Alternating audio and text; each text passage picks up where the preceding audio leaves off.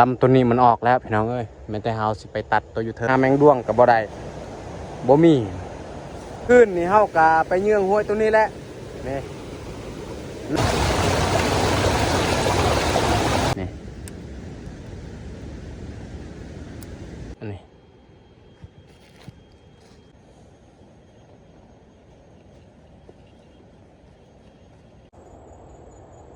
กราบสบายดีเบิร์ดสู่ครูสู่คนยินดีต้อนรับเข้าสู่ซองเบายูบสำหรับวันนี้ค่อยกาได้ไปใส่กับดักนี่เขาออกไปใส่คนเดียวโอเคไม่แต่ทุกคนสามารถติดตามการเคลื่อนไหวของเราในวันนี้นี่น้องแยกกับบได้มานำเขาไปใส่กับคนเดียวเลย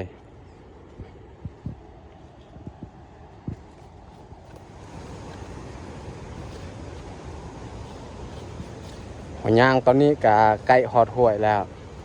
แต่ว่าเขาจะบ่ได้ใส่ตามแคมห้วยเขาใส่กับดักนี่เขาย่างไปตามทางเก่าทางที่เขาเคยย่างสมัยก่อนสมัยบ่ทันมีทางรถเขาย่างไปทางนี้แหละบริเวณนี้นี่เขาจะใส่จักหน่อยแต่เขาสิย่างลงลุ่มเลยเขาใส่แต่ลุ่มขึ้นเทิงเขาย่างไปตอนนี้ก็ฮอดปลาไม้ไผ่แม้แต่เฮาสิย่างไปแล้วเบิ่งด้วงที่มันเจาะกินหน่อไม้เฮาจึงตัดเอามาเฮ็ดกินก่อนเพราะว่าตอนนี้ก็เวลา 8 โมงปลายแล้วเฮาหาของกินไว้ก่อนพอด 11-12 โมงจึงคอยกลับมาใส่กับดักเพราะว่าเฮาย่างไปอันนี้ก็สิใส่แต่ลุ่มขึ้นเทิงเลยนี่แถวนี้นี่ปลาไม้ไผ่นี่หลายแม้แต่เฮาสิย่างไปพุ่นเลยบริเวณนี้นี่ยังบ่ทันมีคนไปหาแม้แต่เฮาสิขึ้นเทิงเลยเฮาสังเกตเบิ่งนี่นอที่มันกินนี่ยังบ่ทันมีเนาะหรือว่าแถวนี้นี่บ่มีบ่โอ้เห็นแล้วทุกคนฮะลำตัวนั้นนี่มีอยู่มันกินบัวยังอยู่หรือว่ามันออกแล้วแต่ว่าลำตัวแนวนั้นนี่มันกินแน่นอนแต่เขาสิไปตัดเบิงเลยเขาเห็นมันกิน2 ลำอีกนี่ตัวอยู่เทิงนี่ตัวดำๆมันกินคือกันบัวยังอยู่หรือบ่นี่แต่เขาสิตัดเบิงแต่เขาสิตัดลำตัวนี้ก่อน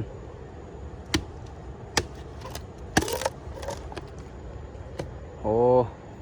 ยันมันออกแล้ว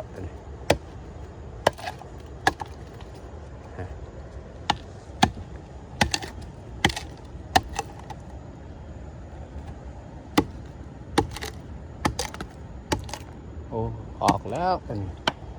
อยู่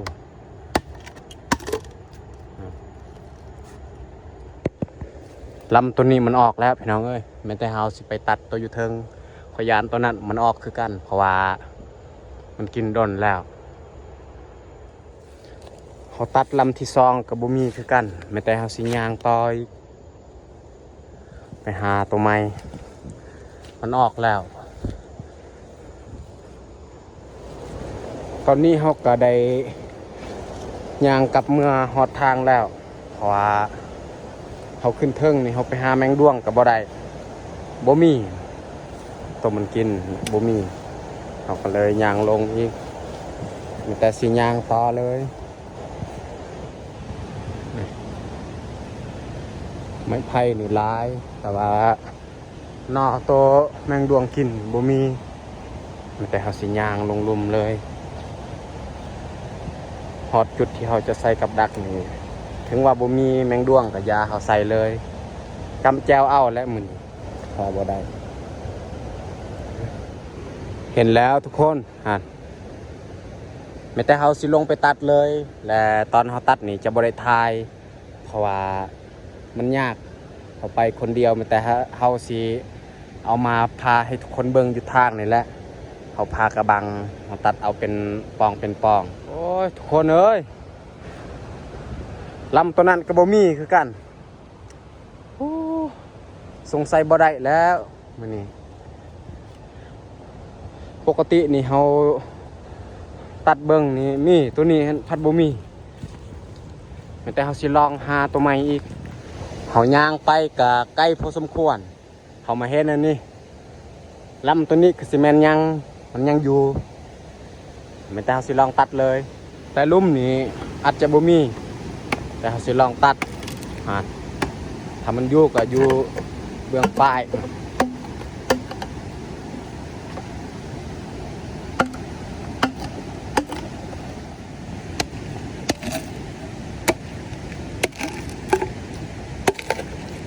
บ่มีคือกันน้องเอ้ยตัวนี้นี่เขากะว่ามันมีอยู่แล้ว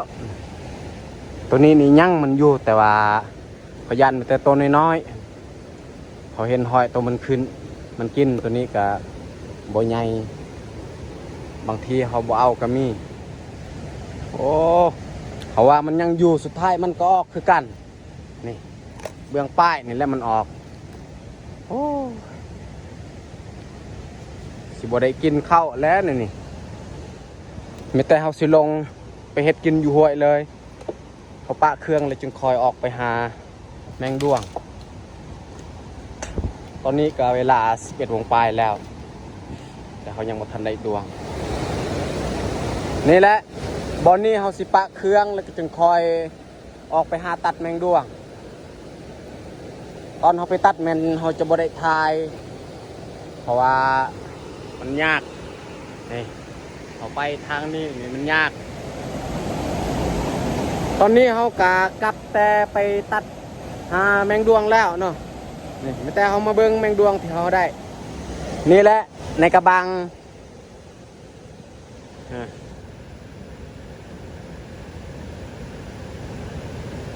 ก็ได้ลายอยู่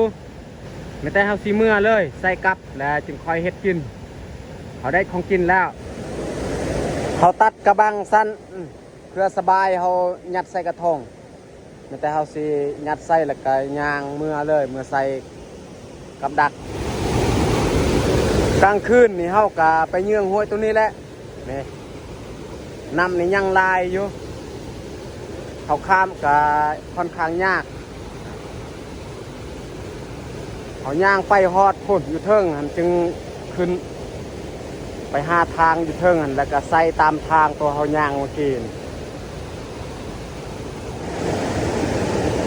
นำตัวนี้ใส่ครับพี่น้องเอ้ยแต่เขาจะใส่กับดักนี่แมนนี่หันอยู่เทิงแมนทางเก้าแต่ว่ามันหกแล้วเขาจะใส่แต่นี้ขึ้นเทิงเลยไม่แต่เขาสิเริ่มขึ้นไปเลยเขาจะเริ่มใส่แต่นี้แล้วเขาเบิ่งบอนใดมันมีผู้หรือว่ามีหอยตัวมันขวดกินหักไม้เขาจะใส่เลยนี่แหละทางเก่าแต่ว่ามันหกเอาไปกะยาก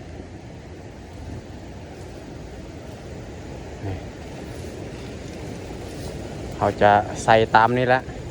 ถ้าว่าบอนใดเขาเห็นแบบมันเหมาะที่เขาจะใส่เลยนี่เขาย่างไปจังหน่อยทางตัวนี้แหละแล้วเขาจะใส่ลังทมิดอยู่นี่เลยเขาจะเลือกเบิ่งกับนี่มันต้น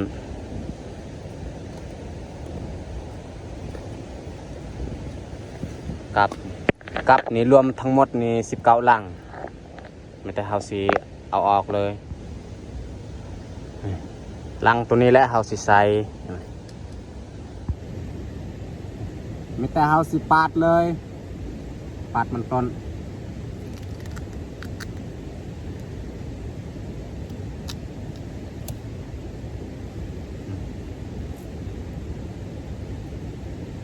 ลังทำอิฐเลย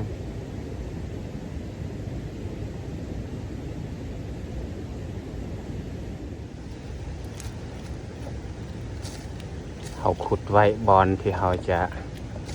ใส่กับ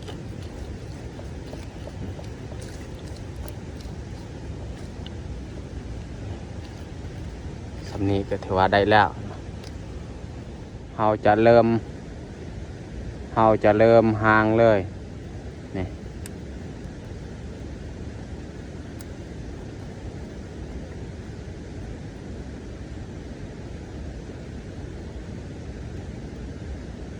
เรียบร้อยแต่เราจะใส่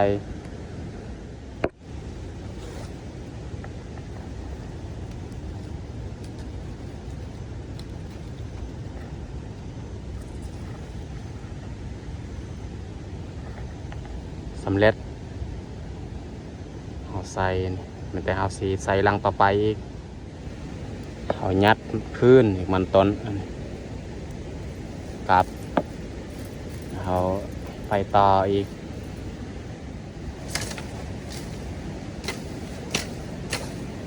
ใส่ลังทำอิฐแล้วทางกับค่อนข้างหกอยู่นี่อีกเขาจะใส่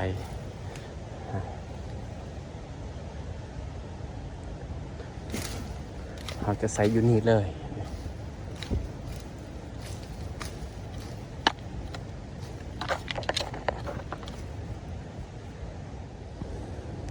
เขาจะเอานี่มันต้นเอากลับของเขา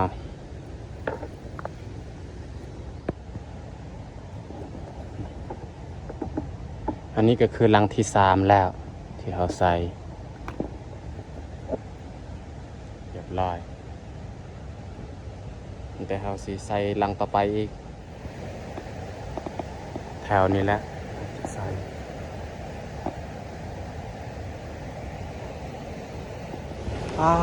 ฝนตกพี่น้องเอ้ยตายแล้วขยางกระบมีฝนตกตายแล้ว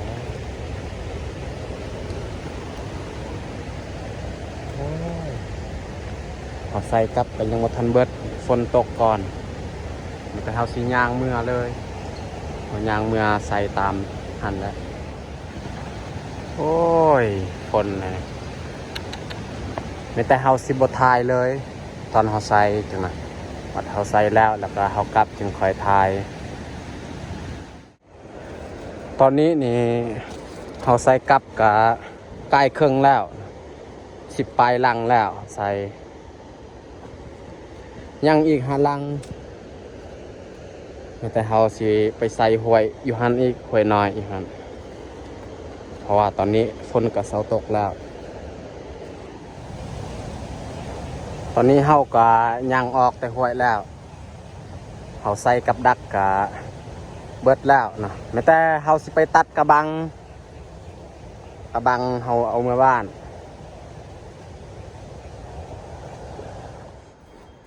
อันนี้จะเป็นทางเฮาไปตัดกระบังที่เฮาจะลามซีนอยู่บ้านหันและไม้ไผ่หรือว่าไม้พุงเขาจะไปตัดเอาแต่ตอนไปตัดแมนเขาจะบ่ได้ทายนี่แหละไม้ที่เขาจะลามซีนเขาลงไปตัดไม้พุงนี่เขาก็ได้นอนอีก2 ตัวนี่หรือว่าแมงดวง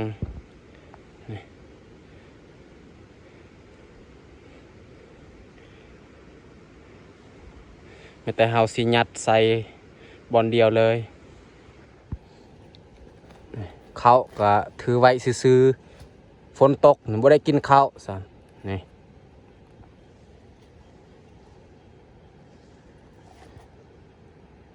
แมงดวงแต่เฮาสิทอกให้ทุกคนได้เบิ่งเลยว่าเฮาได้สำใดแมงดวงน้อยก็อันนี้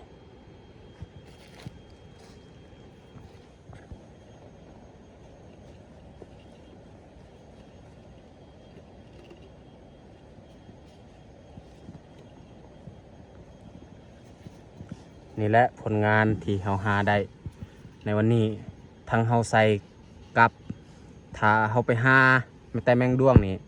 เฮาสิได้หลายกว่านี้